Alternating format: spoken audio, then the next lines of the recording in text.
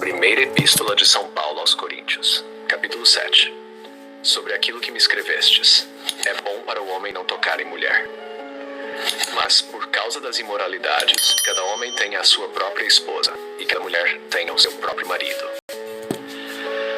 O marido conceda à esposa o que lhe é devido, e igualmente a esposa ao marido. A mulher não dispõe do poder sobre o próprio corpo, mas o marido. E do mesmo modo, o marido não dispõe do poder sobre o próprio corpo, mas a mulher. Não vos priveis um ao outro, a não ser de comum acordo, por algum tempo, para vos dedicardes à oração. E depois volteis a estar juntos, para que Satanás não vos tente por causa da vossa falta de domínio. Digo isto como concessão, não como mandamento. Desejaria que todos os homens fossem como eu, mas cada um recebe de Deus o seu próprio dom, um de uma maneira, outro de outra. Aos solteiros e às viúvas digo, é bom que permaneçam assim como eu também permaneço. Mas, se não conseguem dominar-se, casem-se, pois é melhor casar-se do que arder de desejo.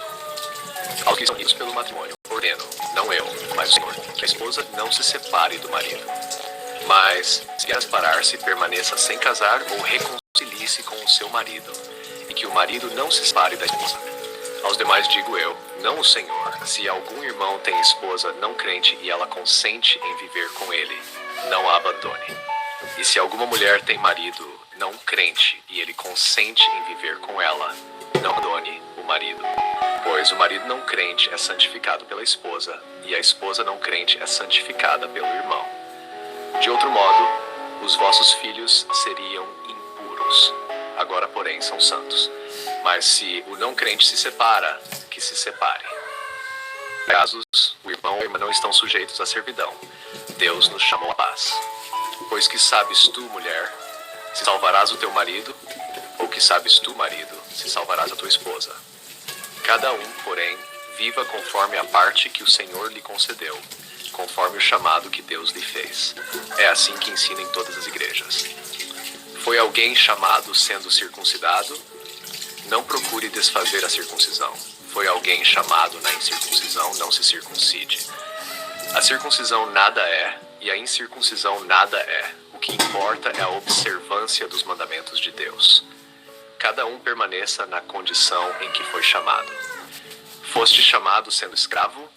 Não te preocupes com isso, mas se podes tornar-te livre, aproveita a oportunidade. Pois aquele que foi chamado no Senhor, sendo escravo, é liberto do Senhor. Do mesmo modo, quem foi chamado sendo livre é servo de Cristo. Fostes comprados por alto preço, não vos torneis escravos dos homens. Cada um, irmãos, permaneça diante de Deus na condição em que foi chamado. Quanto às virgens, não tenho o mandamento do Senhor, mas dou um conselho, como alguém que, pela misericórdia do Senhor, é digno de confiança. Penso, portanto, que isto é bom por causa da necessidade presente. É bom para o homem permanecer assim. Estás ligado a uma esposa? Não procures separar-te. Estás livre de esposa? Não procures esposa. Mas se te casares, não pecaste. E se a virgem se casar, não pecou. Todavia, esses terão tribulações na carne, e eu desejo poupar-vos. Digo-vos isto, irmãos, o tempo é breve. Doravante, os que têm esposa vivam como se não tivessem, os que choram como se não chorassem, os que se alegram como se não se alegrassem, os que compram como se nada possuíssem, e os que usam deste mundo como se não o usassem plenamente, pois passa a aparência deste mundo. Quero que estejais sem preocupações. Quem não tem esposa, cuida das coisas do Senhor, de como agradar ao Senhor. Mas quem tem esposa, cuida de como agradar a esposa, e está dividido. Do mesmo modo, a mulher solteira e a virgem cuidam das coisas do Senhor, para serem santas no corpo e no espírito. Mas a mulher casada cuida das coisas do mundo, de como agradar ao marido. Digo isto para vosso proveito, não para vos lançar um laço, mas para o que é digno e para que permaneçais assiduamente com o Senhor, sem distração.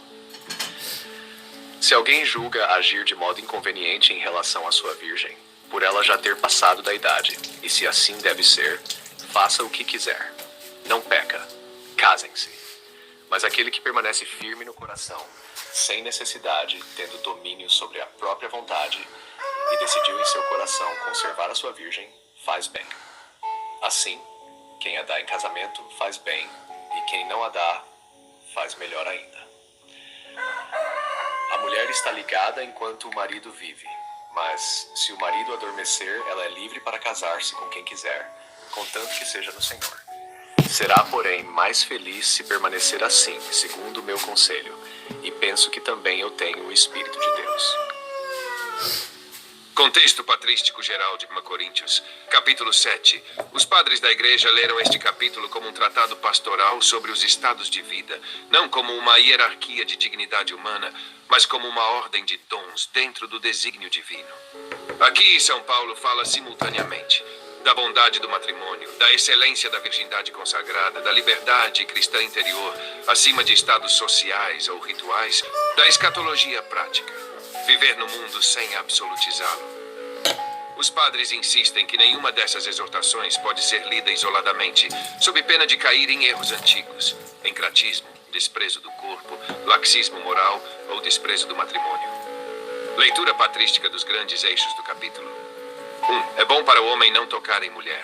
Cor 7.1. Os padres esclarecem que São Paulo não condena o matrimônio, mas propõe um ideal de continência por causa do reino, aplicável apenas àqueles que receberam esse dom. A patrística insiste que a palavra bonum, é bom, indica conveniência espiritual, não obrigação universal. 2. O débito conjugal e a mútua pertença dos corpos, cor 7.2/5. Este trecho foi fundamental para a doutrina cristã sobre o matrimônio, igualdade moral entre esposo e esposa, rejeição da visão pagã de posse unilateral, integração da sexualidade à caridade. Os padres veem aqui um freio ao orgulho ascético. Mesmo os continentes devem respeitar a fragilidade humana. 3. Virgindade e matrimônio como dons distintos. Cor 7.7-9. A patrística interpreta este versículo como chave hermenêutica do capítulo inteiro. Open quote.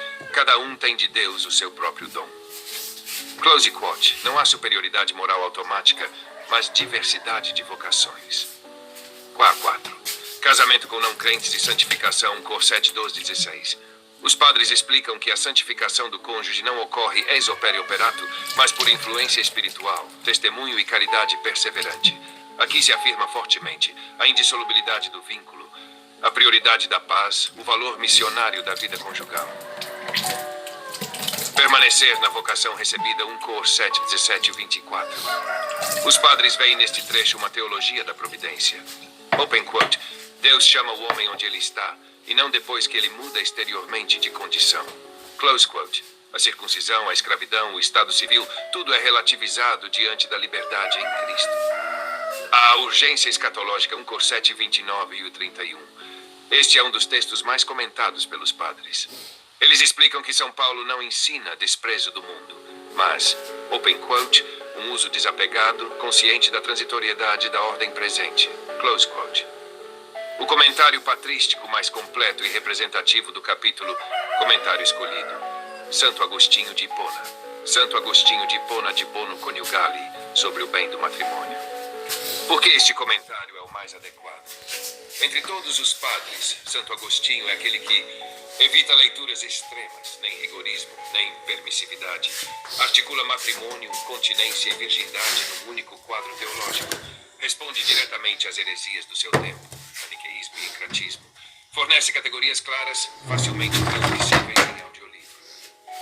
Síntese do comentário agostiniano aplicado a 1 Coríntios 7. Santo Agostinho ensina que o matrimônio possui 3 bens fundamentais, tria bona matrimônio. 1. Prolis, a abertura à vida. 2. Fides, a fidelidade mútua. 3. Sacramentum, a indissolubilidade do vínculo. A virgindade é um bem maior, mas não anula o bem do matrimônio. Ela é um sinal escatológico, enquanto o matrimônio é um bem medicinal e social.